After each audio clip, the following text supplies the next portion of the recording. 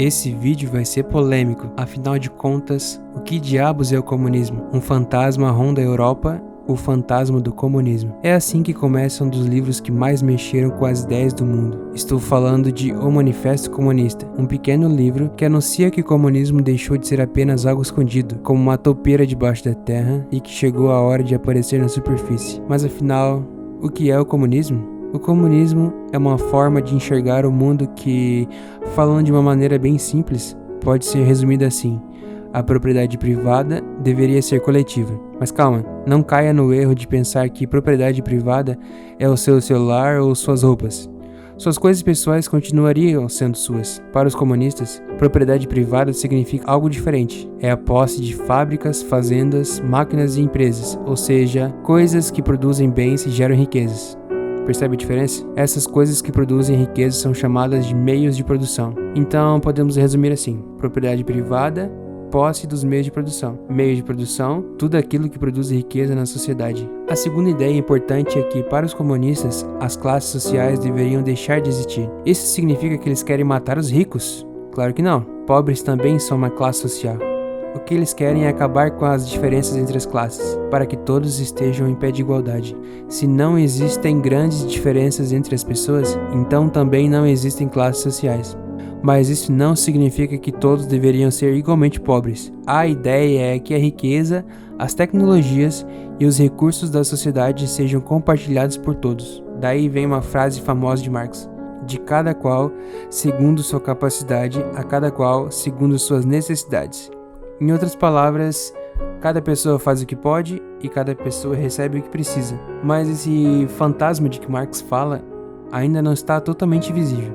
E isso acontece porque é difícil explicar uma ideia que já foi interpretada de muitas maneiras diferentes ao longo do tempo. Por isso, vamos voltar um pouco no passado, sem complicar demais. Karl Marx e Friedrich Engels, dois pensadores prussianos, observaram o que estava acontecendo no mundo e perceberam algo que, para eles, parecia uma espécie de regra da história. Falando de uma forma bem simples, eles acharam que a história sempre segue um padrão que se repete. No primeiro capítulo do Manifesto Comunista, eles dizem: a história de toda a sociedade até aqui é a história de lutas de classes.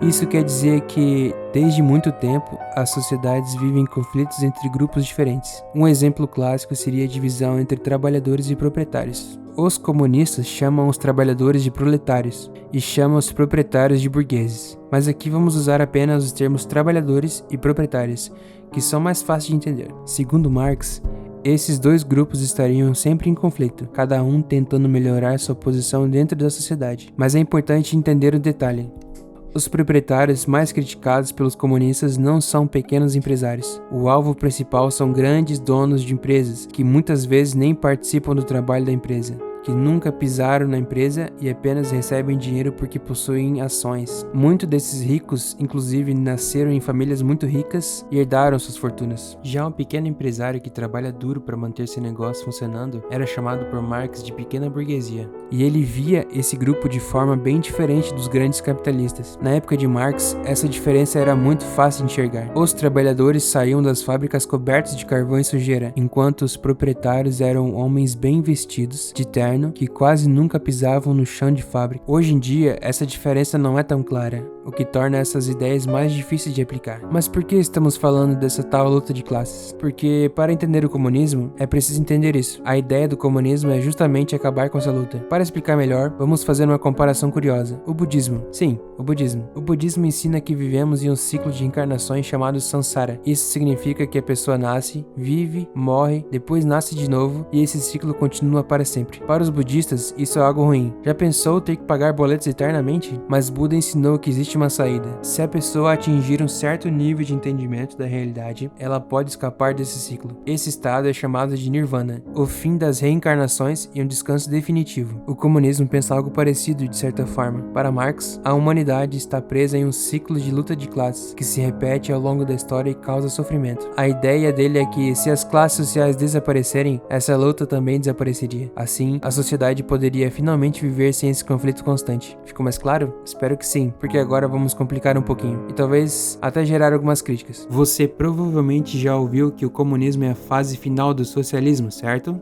Ou seja, primeiro viria o socialismo e depois o comunismo, mas a história não é exatamente tão simples assim. Estou pisando em ovos aqui porque essa parte costuma gerar muita confusão, então vamos com calma. Pense em uma árvore.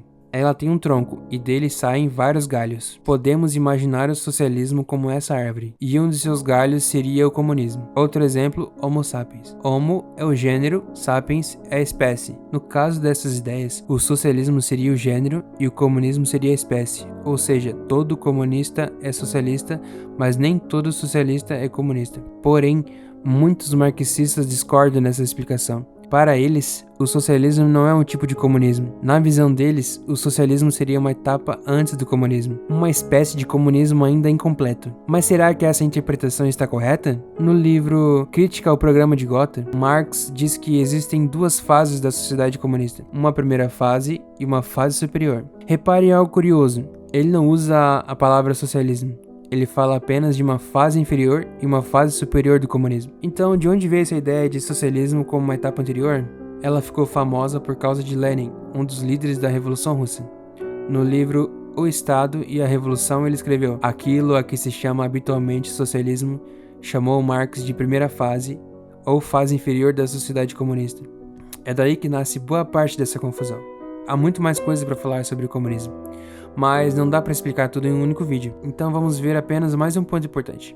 Qual é a diferença entre comunistas e anarquistas? Na época de Marx, ele trocava muitas ideias com um pensador chamado Mikhail Bakunin, um dos fundadores do que hoje chamamos de anarquismo.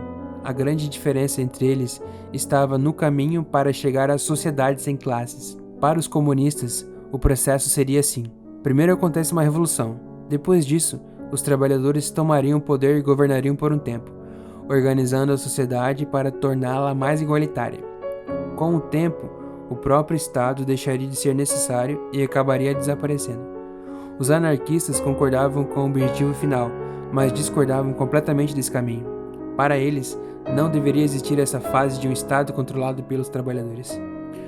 O Estado deveria desaparecer imediatamente, ou seja, depois dessa revolução, a sociedade já passaria direto para uma organização sem Estado e sem classes. Caso contrário, diziam eles, esse Estado dos trabalhadores poderia acabar virando uma ditadura e nunca chegar ao comunismo. Essa diferença gerou uma briga enorme entre Marx e Bakunin. Essa discussão ficou tão séria que Bakunin acabou sendo expulso da Primeira Internacional, embora também existissem outros motivos que não caberiam nesse vídeo. Espero que esse vídeo tenha ajudado você a entender melhor alguns conceitos que costumam ser bem confusos quando falamos de comunismo. Até porque os autores marxistas não são exatamente famosos por escrever de maneira simples. Talvez agora, alguma dessas ideias tenham ficado mais claras. Ainda temos muito mais o que falar e podemos explorar isso em próximos vídeos. Então fique atento, se inscreve no canal, deixe seu like e um abraço.